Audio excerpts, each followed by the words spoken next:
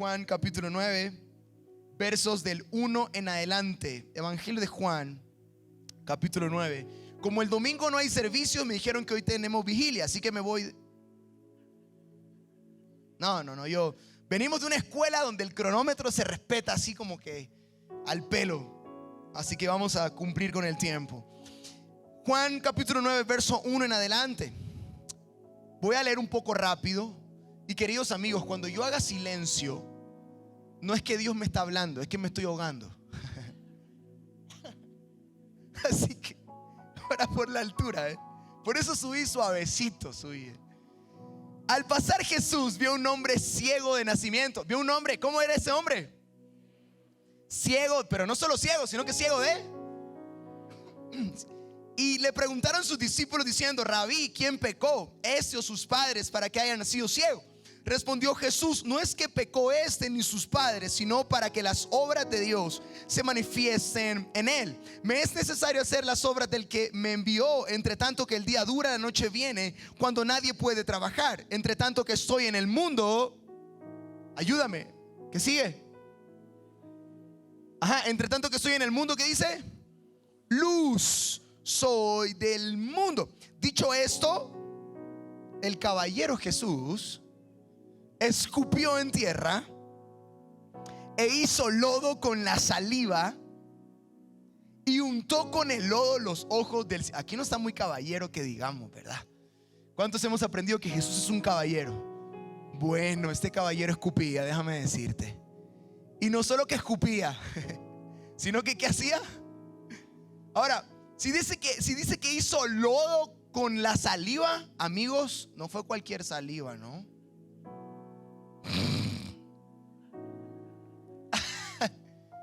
Ya mismo vamos a hacer un ejemplo, a ver si llamo a alguien de los 12 no, vamos a hacer ejemplos. Y le dijo: ve a lavarte. Dice que le untó, claro, le untó los ojos. Ve a lavarte al estanque Siloé, que traducido es enviado. Fue entonces, se lavó y regresó viendo. Entonces los vecinos y los que antes le habían visto que era ciego decían: ¿no es este el que se sentaba y mendigaba? Unos decían: él es, y a otros: a él se parece. ¿Y qué dijo él? Más fuerte, ¿qué dijo él? Otra vez, ¿qué dijo él? No sé si te llama la atención, pero la primera palabra que sale de la boca de este hombre que era ciego de... ¿Cuál fue la primera palabra que sale de su boca cuando abre los ojos? Cuando Moisés le pregunta a Dios: si me preguntan quién me envía, ¿qué respondo? Dile que te envía yo soy. Vamos a seguir con la lectura. Yo soy. Respondió aquel y le dijeron, verso 10: ¿cómo te fueron abiertos los ojos? Respondió y dijo él: aquel hombre que se llama, más fuerte, aquel hombre que se llama Jesús hizo lodo, me untó los ojos y me dijo: ve al Siloé y lávate. Y fui y me lavé y recibí la vista. Entonces les dijeron: ¿dónde está él? Y él dijo, verso 12. Sí, dije hasta el 12, perdón, hasta el 11, pero vamos al 12 también. ¿Lo tienen el 12? Porque me gustaría que repitan conmigo el verso 12. Entonces le dijeron, verso 12: ¿dónde está él? ¿Dónde está el verso 12? Y el de pantalla dijo: no sé. Verso 12. Entonces le dijeron: ¿dónde está él? ¿Y qué dijo él? Quiero que repitas 4 veces esta frase. ¿Y qué dijo él? ¿Qué dijo él? ¿Qué dijo él? ¿Qué dijo él? Los psicólogos dicen que cuando 4 veces un niño repite algo, se lo graba. El tema de esta noche se llama: lo vi con mis propios ojos. Atentamente, el ciego de nacimiento. Me encanta empezar así, que nos riamos un poco, porque sé que el Espíritu Santo va a ministrarnos mucho al terminar este mensaje. Padre en el cielo y aquí entre nosotros, gracias por tu palabra, Señor, porque es viva, eficaz, llega siempre a tiempo. No hay coincidencias, solo propósitos. Tú pusiste en el corazón de los pastores tener reunión hoy día, y tú sabías que quizás muchos íbamos a viajar el fin de semana, y tú sabías que necesitábamos escuchar la palabra que vamos a recibir esta noche. Espíritu Santo, haz lo que nuestro mensaje no puede hacer. Queremos verte, escucharte y sentirte, Jesús. En tu nombre, Rey. Amén. Amén. Cuando a Jesús lo identifican como maestro, en ese verso 2 que dice, los discípulos le dicen Rabí. Cada vez que tú leas en los evangelios que digan Rabí, tienes que estar atento y alerta, porque hay una enseñanza ahí poderosa. Cada vez que a Jesús lo llaman Rabí, Rabí significa maestro. Hay una enseñanza poderosa ahí. Entonces Jesús en ese momento los lleva a su escuela, a darles cátedra, la cátedra de Jesús. Ahora, llama la atención, verso 1. Al pasar Jesús vio un hombre ciego de... Eso es importante. Eso es muy importante. Queridos amigos, yo soy un fanático empedernido, enamorado, loco, ¿sabes? De los evangelios. Con mucho amor y respeto a lo que voy a decir. Pero en las iglesias evangélicas de Jesús solo hablamos en Semana Santa y en Navidad. Y casi no se habla de Jesús. E irónicamente nos llamamos cristianos. Y de Cristo conocemos poco o hablamos poco. A nosotros nos preguntan, y estoy seguro que a ustedes les pasa lo mismo, ¿cómo fue que en 9 años crecieron de 10 a 3,000 personas? Y la gente siempre quiere saber el secreto y vienen a nosotros como que tuviéramos un polvito mágico, no sé, pero... Y es un poco frustrante para nosotros porque no existe un método o una forma milagrosa para crecer una iglesia. Pero mi respuesta siempre es la misma. Jesús dijo en el Evangelio de Juan, si la cruz fuese levantada, a todos atraeré a mí mismo. El problema en muchas iglesias es que levantamos el nombre de una denominación, de un nombre, de un grupo, de un país, de un pensamiento. Pero cuando se levanta la cruz en alto por encima de todo, la gente es atraída a Jesús. Necesitamos conocer mucho más de Jesús para dar a conocer a Jesús a nuestra ciudad. Ahora, llama la atención, era un hombre ciego de nacimiento. Dicen los escritores de este pasaje que es un hombre probablemente tenía 40 años de edad. Y tiene que ser porque el número 40 en la Biblia es muy importante. A Dios le encantan los números. Le encantan tanto los números que hay un libro en la Biblia que se llama Números. Y claro que sí, le encantan los números. El número 12. 12 tribus, 12 apóstoles. De los 2 pueblos hizo uno. El 12 significa la iglesia. El número 40 es sumamente importante. El número 7 es un número también trascendental. En el 7º día Dios descansó. Número 7. ¿Recuerdas la mujer samaritana de Juan capítulo 4? ¿Qué dice la Biblia? Que Jesús cuando conversa con ella le dice, ¿cuántos hombres ha tenido? Ayúdame, ¿cuántos hombres ha tenido? 5. Y el que tiene no es de ella. 5 más 1. Entonces tenía 6 hombres, pero de repente aparece un hombre número 7 llamado Jesús, el que trajo descanso al alma de esa mujer. Los números son importantes en la Biblia. Entonces este hombre tenía 40 años de edad y estaba ciego de nacimiento. La gente pregunta, ¿cómo fue que pudo ver? Y él dice, lo repetiste 4 veces, ¿cómo fue que pudiste ver? ¿Qué dijo él? No sé cómo fue, solo sé quién fue, y fue Jesús. Y me llama la atención porque ese es nuestro testimonio muchas veces. ¿Cómo fue que dejaste el alcohol? ¿Cómo fue que dejaste la droga? ¿Cómo fue que dejaste el amante? ¿Cómo fue que dejaste el homosexualismo, el lesbianismo? ¿Cómo fue que dejaste los negocios chuecos? Y a veces decimos, mira, no sé, pero sé quién fue, y fue Jesús. El testimonio de este hombre, vamos, si le das un aplauso al Señor, dáselo fuerte. El testimonio de este hombre es nuestro testimonio. Este hombre dice, estaba ciego pero ahora veo. Estaba ciego pero ahora veo. Levanta tus manos al cielo y di conmigo, estaba ciego pero ahora veo. Vamos, más fuerte, estaba ciego pero ahora veo. Lo he visto con mis propios ojos. Hay algo que como iglesia influyente en la ciudad, estuve en Riobamba hace unas semanas atrás y preguntaba sobre iglesias grandes y relevantes. Eso no le conté, pastor. Y me dijeron Casa de Dios, Ambato, sin saber que iba a estar aquí al mes siguiente. Como iglesia influyente en esta ciudad, debes tener presente y debes siempre estar tratando de filtrar lo que es correcto y lo que no es correcto. Queridos amigos, estamos en el mundo de las redes sociales, aunque ahora son redes antisociales, ¿no? ¿Verdad? Así dice, pastor. Dice así, redes antisociales, porque sí, ¿no? En las redes se dicen un montón de cosas. Ahora que fue el Super Bowl, todo el mundo comentó, ¿verdad? Todo el mundo fue apologeta, ¿verdad? Todo el mundo fue ahí pastor. Y algunos decían Bad Bunny es del diablo, otros decían pero que no es del diablo, ¿verdad? Y sin darse cuenta cayeron en la canción de Bad Bunny. Sí, no es una broma. Pero, ¿sabes? Diversas opiniones. Lo que se están riendo necesitan arrepentirse porque se saben de qué estoy hablando, ¿verdad? Pero querido amigo, mira, y así decían de Daddy Yankee, ¿no? Daddy Yankee, la cabra, decían, ¿verdad? Esa imagen del diablo. Ya que sí, su hermanito, el pastor Daddy Yankee, ¿no? Pues va a pasar con Bad Bunny la misma. El tipo no va a tener otro camino que venir a Jesús. Así que cuando venga, espero que hoy lo ames como cuando venga.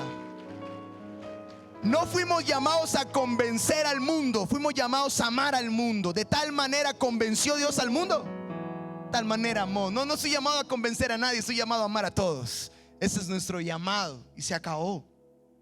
Pero en las redes sociales hay una tendencia actualmente que se llama la deconstrucción de algo. ¿Han escuchado ese nombre? Ese término, vamos a deconstruir la teología, vamos a deconstruir las mega iglesias, vamos a como que a darle otra forma. Y hay un peligro en eso, porque sin darse cuenta es irse a un extremo, y todo extremo es peligroso. Un extremo liberal en la política, un extremo liberal en la religión cristiana. Los extremos son muy peligrosos. Y yo sé que algunos se están burlando de los equipos de Guayaquil porque están pasando por una crisis muy difícil. Pero queridos amigos, nos vamos a levantar, no se preocupen, pero no, cuidado con la deconstrucción. Sí, es que cuidado con irte al extremo, es muy peligroso. Y te digo todo esto porque quiero aterrizar en este texto para continuar el mensaje. Primera de Corintios capítulo 2, verso 14 en la versión TLA, traducción lenguaje actual. Primera Corintios capítulo 2, verso 14 en la escritura. Dice así. Pero el hombre, perdón, que de la espalda, no alcanzo a ver. Pero el hombre natural no percibe las cosas que son del Espíritu de Dios, porque para él son ¿qué?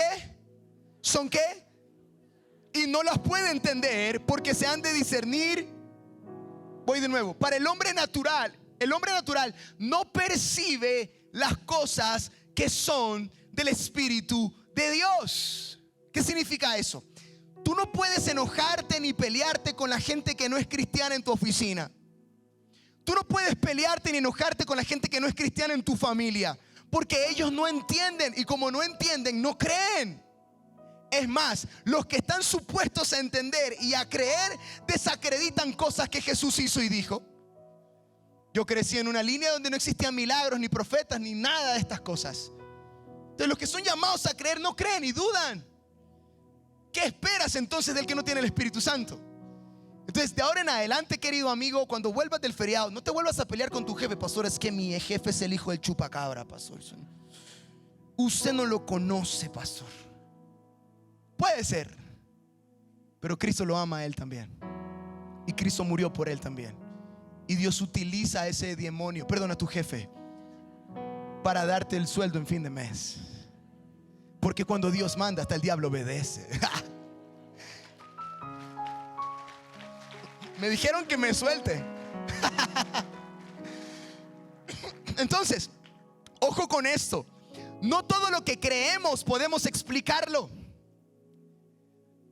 Yo me sentí hace un momento, la iglesia sabe lo del, todavía no, del proyecto de construcción, ¿no?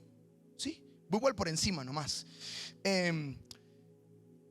Yo le hice hace un rato una pregunta al pastor y no se lo dije, pastor. Yo soy me gusta analizar mucho a la gente, pero me dice una cachetada en buen sentido. Cuando te pregunté sobre préstamo y me dijiste, ¿préstamo? Yo fue como, ¿what? Aquí hay más fe realmente, de verdad, aquí se respira fe. Y qué increíble, de verdad. Y es maravilloso porque me inspira y me enseña eso. Pero hay gente que no va a creer. No creo que hayan construido un templo con ahorros. No creo que hayan construido un templo con ofrendas. O en nuestro caso, nosotros hicimos un préstamo. Construimos un coliseo que está valorado. La construcción que todavía no está terminado, está en un 80%. Nos falta todavía como un 20 o 30 quizás. Ya llevamos como $1.200.000 en construcción.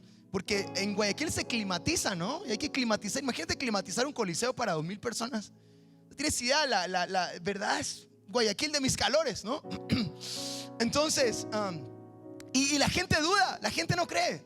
No voy a dar nombres, ¿verdad? Por ética, pero hay un periodista muy famoso en Ecuador, muy famoso, bajito de estatura, con barba, no voy a decir nombre, tú sabes quién es. Cuando construimos el Coliseo me dio durísimo.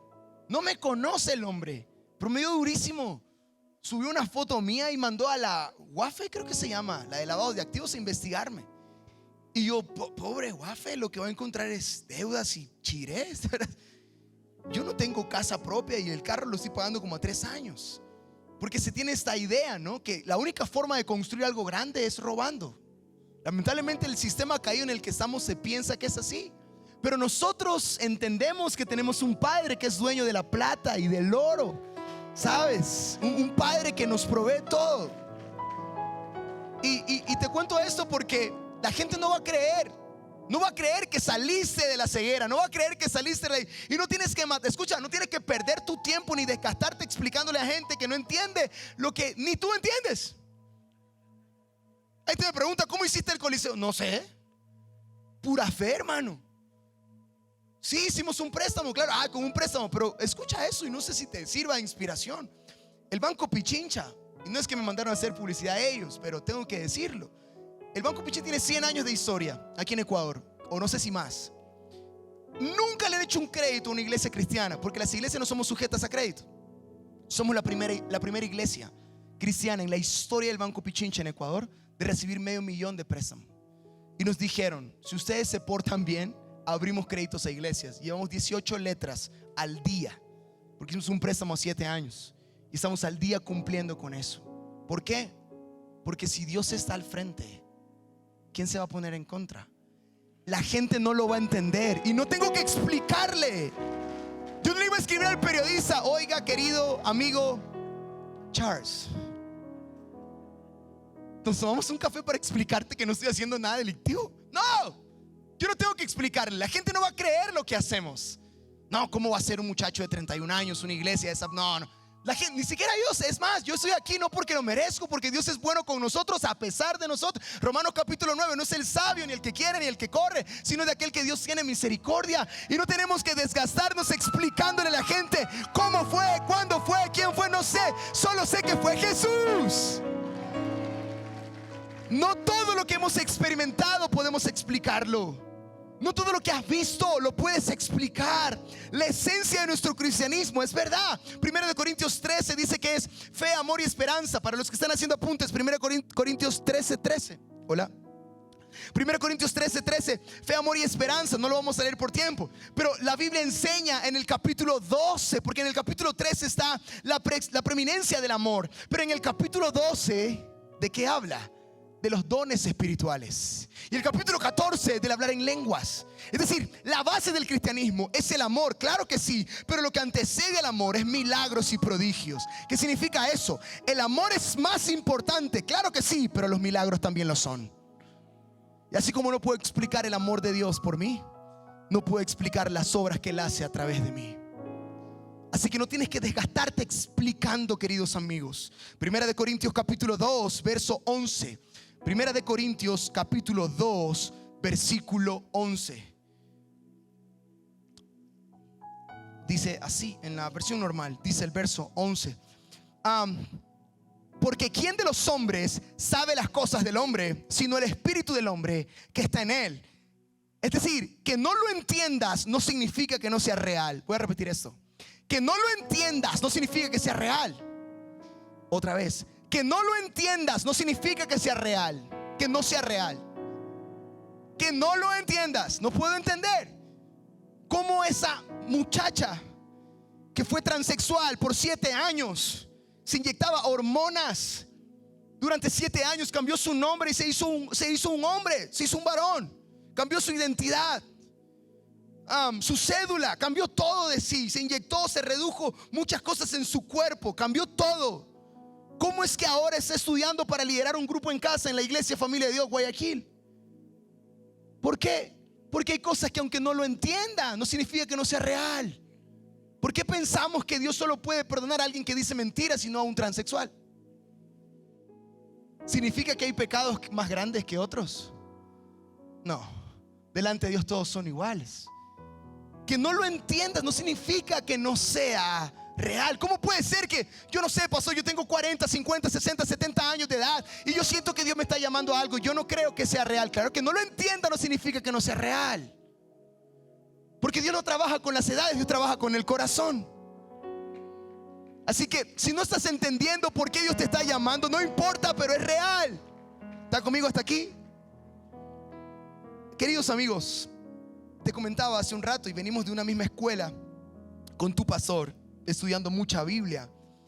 Yo siempre le digo a la gente allá en Guayaquil, en el Coliseo, come Biblia para que no coma cuento. Tenemos un instituto donde estudiamos mucha teología, mucha Biblia. Fueron 8 años de estudiar. Y le comentaba, ¿no? Escuchaba a un pastor decir la semana pasada, un venezolano, Jesús se preparó 30 años para 3 años de ministerio. A veces los líderes nos preparamos solo 3 años para liderar 30 años. Y es por eso que nos quemamos en el camino. Es por eso que dividimos iglesias. Y me meto ahí porque también soy líder. Nunca he dividido una iglesia. Pero es por eso que ocurren estas cosas, porque no nos preparamos. Las conferencias son espacios para prepararse. Es más, si hay líderes aquí, de grupos, de voluntarios. Bueno, para todo el mundo, mejor dicho, llévese esto. El que falla en prepararse, se prepara para fallar. Voy de nuevo. El que falla en prepararse, se está preparando para fallar. Es decir, prepárate en todo tiempo, capacítate en todo tiempo, invierte en tu preparación profesional y espiritual. Prepárate, capacítate. Jesús te enseña eso. Más de 2 décadas estudiando para 3 años. ¿Entiendes? No esperemos que quizás hacer un curso ya. Cada año. Entonces, pero en medio de ese estudio de teología y de la palabra y de liderazgo y del pastorado, me encanta la teología, me fascina estudiar teología. Considero que es una de las cosas más emocionantes que existen. La teología me fascina estudiarla. Pero quiero decirte algo, luego de 8 años estar sentados ininterrumpidamente en un aula de teología, estudiando con profesor tras profesor, comiendo libros tras libros, he llegado a una conclusión: que la respuesta más teológica que puedas dar cuando te hagan una pregunta que no entiendas la respuesta, ¿sabes cuál es la respuesta más teológica? No sé. Exacto. Cuando veo casos como un hombre colombiano, por ejemplo, que durante muchos años estuvo envuelto en amistades erróneas y quizás negocios incorrectos, y probablemente arriesgó su vida y la de su familia, y no quería saber nada de Dios, y su esposa lo llevaba a la iglesia, pero él no quería saber nada de Dios, y quizás hasta se burlaba de Dios, se burló de su esposa, y de repente en un carro yendo a la iglesia de su hijo, le pregunta a él, a su hijo: hijo, ¿tú crees que Dios pueda perdonarme? Y él le dijo: claro que sí. ¿Por qué me preguntas eso, papá? Le dijo ese hijo: es porque hoy quiero bautizarme. Y ¿sabes qué? Ha sido lo más hermoso que he hecho en 9 años, bautizar a mi padre colombiano un día. ¿Cómo fue? No sé. No sé cómo Dios me llamó. No sé por qué me llamó. No sé cómo reconstruyó la familia. No sé cómo construyó. No sé cómo va a ser ese templo, pero lo va a hacer. Y no sé. No tienes que pensar, queridos amigos, hay poder en las preguntas. El problema del evangélico es que siempre quiere responder a todo. Y a veces la mejor respuesta es: exacto. No es de la prédica de ahora, pero no sé si sabías. Jesús contó de 60 a 65 parábolas en los evangelios, pero hizo 139 preguntas durante su vida. Es decir, preguntaba más de lo que contestaba. Y nosotros nos gusta contestar todo. La respuesta más teológica en tu vida quizás pueda ser: no sé. ¿Por qué haría Dios eso? No sé. No sé lo que no sé, pero lo que sí sé es que Él es Dios y Él puede hacer como quiera, con quien quiera, cuando quiera, como quiera. Él es Dios. ¿Por qué sanó a él y a ella no? No sé. Él es soberano y sé que Él conoce más que nadie. ¿Por qué? Él lo sabe, no yo. No sé, di conmigo, no sé. Lo que sí sé es que Él es bueno. Lo que sí sé es que Él todavía hace milagros. Lo que sí sé es que Él todavía provee. Lo que sí sé es que Él está cerca del quebrantado de corazón. Lo que sí sé es que Él sigue dando paz que sobrepasa todo entendimiento. Eso sí sé. Lo que sí sé es que mi pastor y nada me faltará. Eso sí sé. No sé por qué escogió gente débil e iletrada para ser sus discípulos, pero sé que salió bien. Me encanta de Jesús, que hablaba de los números. No vamos a leer por tiempo, pero en Lucas capítulo 8 está la parábola del sembrador. ¿Alguien recuerda la parábola del sembrador? ¿Cuántos terrenos?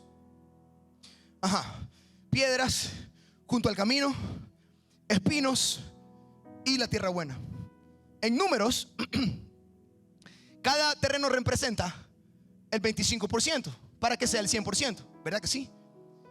Significa que solo el 25% fue buena tierra. Queridos líderes, no te frustres si a toda la gente que le predicas no se convierte o no crece. Jesús me dio descanso en esa parábola y me dijo: tranquilo, Josué, solo riega la semilla, y si solo el 25% trabaja, estás haciéndolo bien. Ese aplauso es para Jesús, no para mí, No sé por qué escogió ese tipo de personas. Gente adúltera, con mala fama.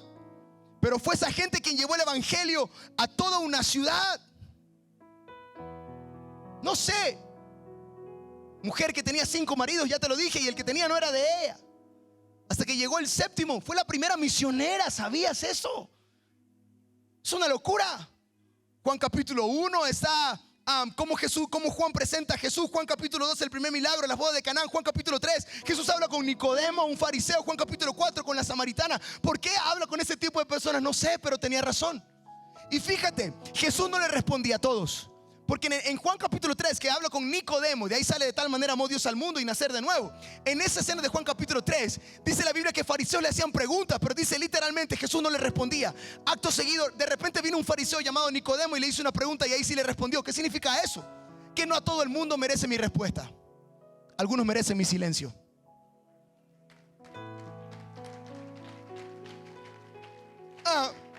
No sé por qué escogió a gente como tú y como yo para servirle a Él. No lo sé, pero espero y confío que todo ha salido y saldrá bien. Que no pase de la forma que tú quieras que pase no significa que Dios no obrará, querido amigo. ¿Alguien está aprendiendo algo esta noche? Volvamos a Juan 1. Volvamos a Juan capítulo 1. Ok, ahí está el tiempo que me queda. Listo. Juan capítulo 9, verso 1. La historia de el ciego. Juan capítulo 9. Al pasar Jesús vio un hombre que era como ciego de nacimiento, como muchos de nosotros que llevábamos años ciegos, espiritualmente o moralmente hablando. Me fascina saber que sirvo a un Dios que se da cuenta de los que no se dan cuenta de Él. Este hombre era ciego, no podía ver. Este hombre no lo veía a Jesús, pero Jesús sí lo veía. Cuidado con pensar que aquellos que no, es que ese es el diablo, ese no sirve, ese se va al infierno. Cuidado, estás hablando mal de un Saulo que mañana puede ser tu Pablo. ¿Sí? Ese hombre no lo veía a Jesús, pero Jesús sí lo veía. Jesús ve a quien quiere ver. Él es soberano. Yo dije, Él es soberano. Anota esto: cada milagro que tú ves es un milagro dado, no ganado. Cada milagro que tú ves es un milagro dado, no ganado. Nadie gana milagros. Recibimos milagros. Cada milagro que tú ves es un milagro dado, no es un milagro ganado. Y vuelvo a la escena de Juan 9. Cada milagro que tú ves es un milagro dado, no es un milagro ganado. Juan 9, segundo versículo. Y le preguntaron sus discípulos diciendo: Rabí, ¿quién pecó, este o sus padres, para que haya nacido ciego? Querido amigo, han pasado 2000 años de esta historia y las mismas preguntas se siguen haciendo en algunas iglesias. Los diáconos, los líderes, los presidentes de las juntas administrativas, ¿cómo es que le llaman a veces? ¿Verdad? En tanto, los líderes a veces se sientan: ¿quién pecó, este o sus padres? ¿Está enfermo? Está en pecado. ¿Lo botaron del trabajo? Está en pecado. Eso pasa en una iglesia en otro país. En Ecuador nunca pasa eso, ¿verdad? ¿Has escuchado gente así? Que si está pasando un problema, una prueba, está en pecado. Eso viene, hemos heredado de los discípulos esa vaina. que está ciego de nacimiento. ¿Quién pecó? Seguro. Ahora, pero perdón, la pregunta es tonta.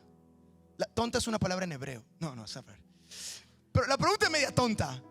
Porque pensándolo bien, ¿cómo un ciego puede pecar? Ahora, yo no digo que los ciegos no son pecadores, pero este ciego de nacimiento, ¿cómo un ciego puede pecar? No veía. Aparte era hombre. El hombre cuando peca es con la vista, ¿no? Este era ciego. Y los que se ríen son hombres terribles, ¿eh? Y es que no sé cómo pecaba. Yo no sé, me imagino. No sé, quizás pecaba así, ¿no? Pedía plata y decía, cuando te vea te pague. No sé. Pero es una broma. No sé cómo pecaba ese ciego. El problema entonces, es una mala broma, yo sé, lo siento, ¿eh? Perdón, soy de Guayaquil. Por eso Guayaquil está como está. Pero el problema fueron los discípulos, nosotros y su religiosidad. Y quise poner así una broma para lanzar esto fuerte que voy a lanzar a continuación. Lenguaje espiritual con mala teología produce cristianismo estéril. Voy de nuevo. Lenguaje espiritual con mala teología produce cristianismo estéril. Última vez. Lenguaje espiritual con mala teología produce cristianismo estéril. Por eso es que existen iglesias que llevan décadas y décadas con la misma cantidad de miembros. Porque aunque tienen un lenguaje espiritual, una pobre teología los tiene estériles. No podían preguntar a estos discípulos. ¿Cómo van a preguntar quién pecó? De sus padres. Hay gente que le gusta hablar de revelaciones y está bien. Que el reino de los cielos y el rema, ¿verdad? Que se da en las prédicas a veces, está muy bien. Pero tienes que saber que la máxima revelación de la Escritura es la gracia de Dios encarnada en Jesucristo. Y cuando yo vivo entendiendo eso y no olvidándolo, jamás me sentiré ni superior ni inferior a ningún cristiano y a ninguna iglesia. Y tienes que comprender que nosotros como iglesias grandes y relevantes no competimos, inspiramos.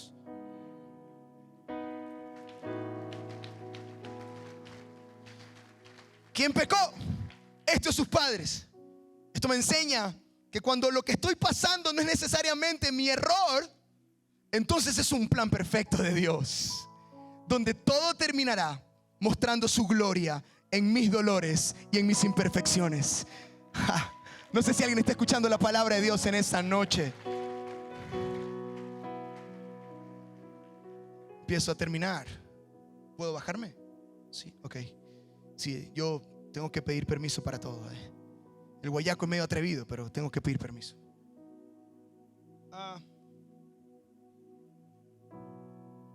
Cuando veo excelencia en un lugar, me siento en casa, en familia. La excelencia no es negociable, ¿eh? Y quiero decirte algo, porque como me siento en confianza, quiero ser un poco vulnerable. Mi esposa Génesis es una mujer increíble. Creo yo que no estuviera aquí parado si ella no fuera mi esposa. Estoy 100% seguro. El año antepasado, en el 2024, en el mes de diciembre, cuando estábamos construyendo el Coliseo, fueron 4 meses intensos. En 4 meses Dios construyó el Coliseo. Jamás digo en 4 meses construí, porque no lo hice yo. En 4 meses construyó Dios un Coliseo. En 4 meses, amigos, en 4 meses. Firmamos un contrato sin dinero en el banco, pero Dios en 4 meses hizo un Coliseo. Y mi esposa me preguntó, me dice: Josué, ¿tú crees que hubiéramos sido parte de este proyecto de construcción si yo no fuera tu esposa? Las mujeres hacen preguntas interesantes. Hombre, hay que tener cuidado. Mi esposa mide 1.50. Entonces, ¿tú sabes que los perfumes caros, cómo es que dice? ¿Vienen en qué? Los venenos también. Lo digo por mi esposa, ¿eh? Escucha esto. Me dice ella: ¿tú crees que lo hubieras hecho si no estuvieras casada conmigo? Y fue una pregunta de jaque mate, ¿no? Y sin pensarlo le dije: mi amor, no lo hubiera logrado sin ti.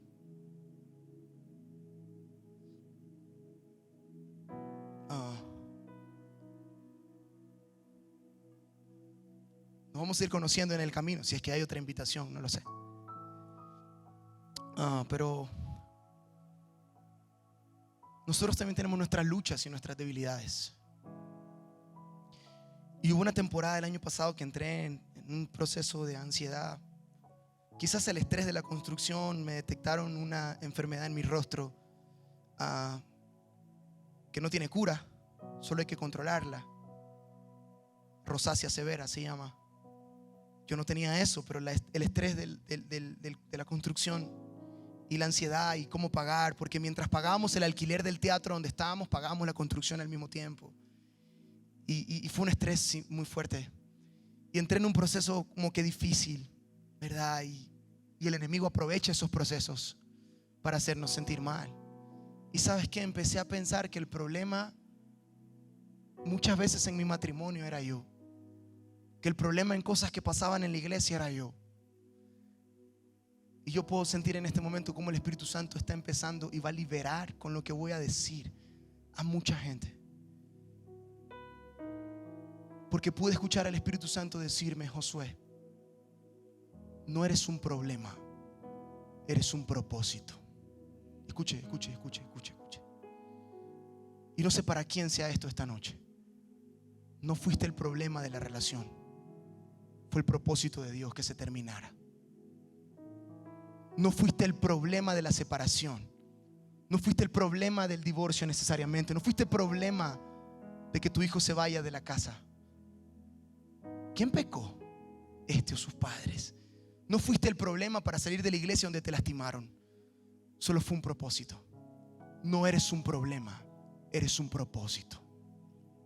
Vengo de lejos a decirte de parte de Dios esta noche: no eres un problema, eres un propósito. Y Dios utilizará cada caída, cada lágrima, cada error, cada metida de pata. Dios utilizará cada proceso de tu vida para recordarte: no eres un problema, eres un propósito. Vamos, si le das un aplauso al Señor, dáselo más fuerte ahí donde estás. Mucho más fuerte ahí donde estás. No eres un problema, eres un propósito. Eso no se trataba de pecado, se trataba de revelación de la gloria de Dios. Un hombre con 40 años es señal de que hay cosas que no se han cumplido en nuestras vidas. No porque somos malos o porque hemos pecado, es porque somos y seremos instrumentos de su gloria, para que cuando se cumpla la gente vea la gloria de Dios y nosotros podamos decir: no sé cómo fue, solo sé que fue Jesús. No sé cuándo, no sé cómo, no sé de qué forma. Solo sé que fue Jesús. Fue Jesús. Fue Jesús. Wow. Gente con argumentos no puede con gente con experiencias con Dios. Voy de nuevo. Gente con argumentos no puede con gente que tiene experiencias con Dios. Si la banda me ayuda, por favor, para ir cerrando, ya me quedan 3 minutos. Se acabó el mensaje ya. Y el tiempo también. ¿Alguien recuerda la escena del apóstol Pedro cuando caminó sobre el agua? ¿Alguien recuerda la escena del apóstol Pedro cuando caminó sobre el agua? Ok, con esta me voy. Esa escena se repite en 3 evangelios: Mateo, Marcos y Lucas. Escucha esto. En Mateo y Lucas se registra que Pedro sí caminó sobre el agua. Escucha. Pero en Marcos no se registra que Pedro caminó. Ahora, ¿qué tiene de interesante esto? Ahí voy, saque sus apuntes. Comentaristas bíblicos dicen que Marcos fue discípulo ¿de quién? Ok, le voy a poner Biblia. Yo tenía un profesor en mis 4 años de teología que me decía siempre: ponga el dedo en el versículo. En el último versículo de la segunda carta de Pedro, Pedro se despide diciendo: saluden a mi hijo Marcos. Así como Timoteo era discípulo de Pablo, así Marcos era discípulo de Pedro. Incluso Marcos, cuando tenía entre 7 y 10 años, es el niño que Marcos registra cuando atrapan a Jesús en capítulo 14, capítulo 15 de Marcos. Dice que hay un niño que lo agarran y le quitan la capa y sale corriendo desnudo. Ese niño es Marcos. Porque Marcos era un niño cuando Jesús estaba siendo crucificado. Entonces, ¿quién le contó a Marcos la vida de Jesús con detalles para que sea el primero de los 4 evangelios? ¿Sabías eso? Dato histórico. El evangelio más antiguo de los 4, de Mateo, Marcos, Lucas, Juan, es Marcos. Ahora, pero uno se pregunta, pero si Marcos era niño, ¿cómo escribió Marcos el evangelio si Marcos nunca caminó con Jesús? Ahí es donde los comentaristas bíblicos atan caos y dicen, es que Pedro dictó el evangelio de Marcos. Se pone más interesante, escucha. Si Pedro dictó el evangelio que Marcos escribió, ¿por qué entonces Pedro no registró que caminó sobre el agua? Mateo sí, Lucas sí, pero Marcos no. Entonces, si yo fuera Pedro, vamos, llegó mi hora, Pedro. Voy a dictarle a alguien un evangelio y voy a escribir que caminé sobre el agua. Nadie me quita lo que caminé. Pero yo me imagino la escena, Pedro viejito y Marcos escribiendo, Pedro contándole la historia. Yo me imagino a Marcos entusiasmado diciendo, wow, Pedro, tú caminaste. Sí, maestro, lo voy a anotar. Pastor Pedro, lo voy a anotar. Y Pedro, imagino, un momento, Marcos, para. Marcos, para. ¿Cómo que para, Pastor Pedro? No registres que caminé sobre el agua. ¿Qué? ¿Cómo no?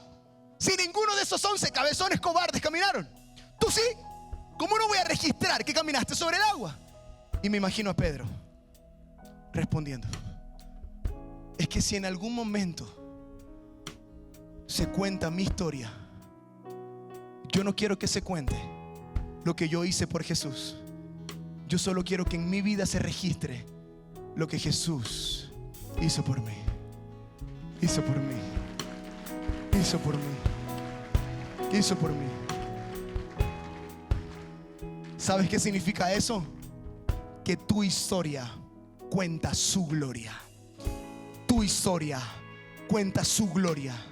No fueron tus padres, no fue el abandono de tus padres, no fue la empresa que quebraste, no fue el negocio del que te botaron, no fueron los miles de dólares que perdiste, no fue la primera relación